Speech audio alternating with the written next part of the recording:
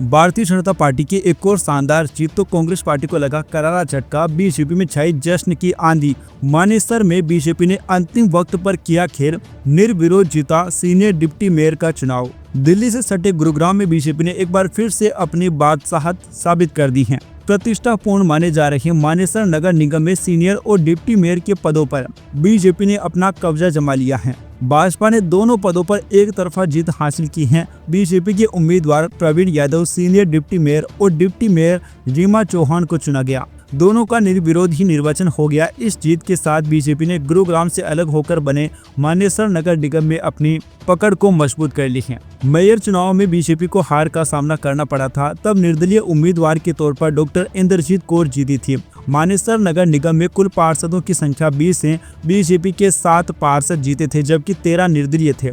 बाद में 7 निर्दलीय बीजेपी में शामिल हुए थे। तब इसका श्रेय हरियाणा के मंत्री राव नरबीर को दिया गया था। इसके बाद बीजेपी का संख्या बल बढ़ गया था। मानेसर नगर निगम में सीनियर और डिप्टी मेयर का चुनाव मेयर डॉक्टर इंद्रजीत कौर खेमे के बहिष्कार के बीच संपन्न हुआ था। चुनाव में मेयर इंद्रजीत कौर और उनके खेमे के 8 पार्षद शामिल नहीं हुए। सभी ने चुनाव प्रक्रिया का बहिष्कार किया। डॉक्टर इंद्रजीत कौर को केंद्रीय मंत्री राव इंद्रजीत सिंह का करीबी माना जाता है। मानेसर में सीनियर और डिप्टी मेयर के पदों पर जीत सुनिश्चित करने के लिए जोर आजमाइश सामने आई थी। बीजेपी ने अपने और कुछ निर्दलीय पार्षदों को क्रॉस वोटिंग से बचाने और सुरक्षित रखने के लिए नेपाल भेज दिया था। ये सभी चुनाव के दिन ही गुरुग्राम लौटे थे। तब इस घटनाक्रम को छोटे राव और बड़े राव की लड़ाई माना गया था। अहिरवाल में केंद्रीय मंत्री राव इंद्रजीत सिंह को बड़े राव की संज्ञा मिली है।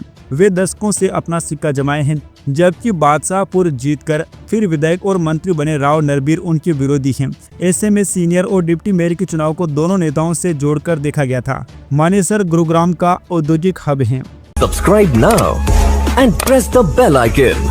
Never miss an update.